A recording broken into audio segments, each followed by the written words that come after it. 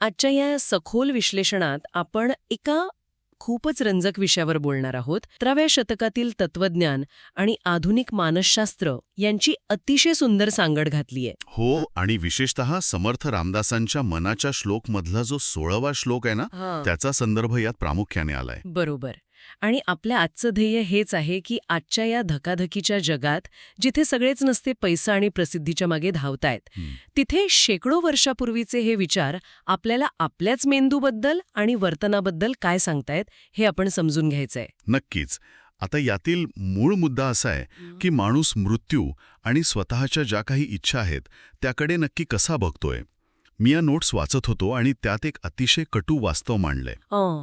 तेच की आपण रोज मृत्यू पाहतो तरीही हो, अगदी तेच. आपण रोज पाहतो की कोणीतरी जातंय, लोक शोक करतायत, पण तरीही आपण स्वतः असं वावरतो जणू काही आपण कायम इथेच राहणार आहोत किंवा आपण अमर आहोत. हे माणसाचं एक खूप मोठं आणि गूढ असं विस्मरण आहे. खरे, मी मघाशी यावरच विचार करत होते. मला तर हे एखाद्या रेल्वे प्रवासासारखं वाटतं. म्हणजे बघा, आपण एखाद्या स्टेशनवर उभे आहोत, एक प्रवासी उतरतो आणि त्याचे नातेवाईक त्याला निरोप देताना रडतात. हो, भावूक होतात सगळे.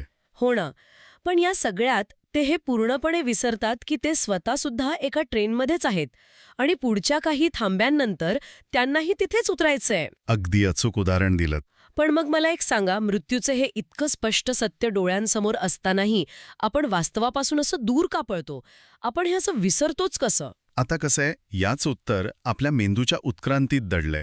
आधुनिक मानसशास्त्रानुसार ही एक प्रकारची बचाव यंत्रणा आहे, ज्याला आपण सर्व्हायव्हल मेकॅनिझम म्हणतो. म्हणजे मेंदू स्वतःला वाचवण्यासाठी हे सगळं करतो? हो, कारण जर आपल्या मेंदूने सतत फक्त स्वतःच्या मृत्यूचाच विचार केला तर आपण भीतीने पूर्णपणे निष्क्रिय होऊन जाऊ, काहीच करू शकणार नाही. बापरे.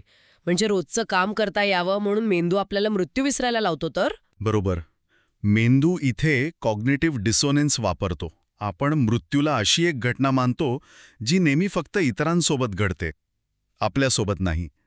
याचा तोटा हाच होतो की आपण आयुष्याला खूप गृहीत धरतो. आणि मग आपण चुकीच्या गोष्टींच्या मागे धावू लागतो. पण इथे मला एक वेगळा मुद्दा मांडावासा वाटतो. जर माणसाच्या मनात लोभ किंवा जास्त मिळवण्याची लालसा नसती तर आपण प्रगती तरी कशी केली असती? हा एक अतिशय महत्त्वाचा पैलू आहे. म्हणजे आपण आजही गुहामध्येच राहत असतो ना? मग महत्वाकांक्षा असणं ही चांगली गोष्ट नाही का? हे जे जुनं तत्वज्ञान आहे ते आपल्याला प्रगती थांबवायला सांगतंय का? नाही, अजिबात नाही. इथे आपल्याला प्रगतीची निकोप महत्वाकांक्षा आणि एक विषारी लोभ यामधला वैज्ञानिक फरक समजून घ्यायला हवा. तो कसा? मूलभूत गरजा पूर्ण करण्यासाठी प्रेरणा नक्कीच हवी, पण जेव्हा ही गरज एका न संपणाऱ्या लालसेत बदलते ना, तिथे खरी अडचण येते. आधुनिक मानसशास्त्रात याला हेडोनिक ट्रेडमिल असं म्हणतात. हेडॉनिक ट्रेडमिल म्हणजे हे नक्की कसं काम करतं? सोप्या भाषेत सांगायचं तर आपला मेंदू सतत डोपामीन या रसायनाच्या शोधात असतो. म्हणजे जेव्हा आपण एखादं नवीन ध्येय गाठतो, म्हणजे जसं की नवीन गाडी घेतली किंवा प्रमोशन मिळालं तर? अगदी बरोबर, तेव्हा आपला मेंदू डोपामीन सोडतो आणि आपल्याला छान वाटतं, आनंद मिळतो. पण हा जो आनंद असतो ना, तो अत्यंत तात्पुरता असतो. लवकरच आपण त्या नव्या गोष्टीला सरावतो आणि मग आपला मेंदू पुन्हा जुन्याच पातळीवर येतो. हो, मग आपल्याला त्याहून मोठी गोष्ट हवी असते. आपण एका मानसिक ट्रेडमिलवर धावत असतो, जिथे आपण धावतोय तर खूप वेगाने, पण प्रत्यक्षात पोचतोय कुठेच नाही. अरेच्या, म्हणजे आपण पुढच्या त्या डोपामिन हिटसाठी नुसतं पळत असतो आणि हे करताना आपली वेळ संपत चाललीये याकडे आपण पूर्णपणे आंधळे असतो. हे खूप भयानक कॉम्बिनेशन आहे. हो, आणि आपण मगाशी म्हटल्याप्रमाणे मृत्यूचं घड्याळही बघत नाही आणि या ट्रेडमिलवरून खालीही उतरत नाही. आणि या सगळ्यामुळे आपला मानसिक तणाव नक्कीच वाढत असेल? नक्कीच. माझ्याकडे पुरेसं नाही ही भावना मज्जासंस्थेला सतत एका दबावाखाली ठेवते. यातून बाहेर पडायचं असेल तर सर्व काही सोडण्याची गरज नाहीये. मग काय करायला हवं?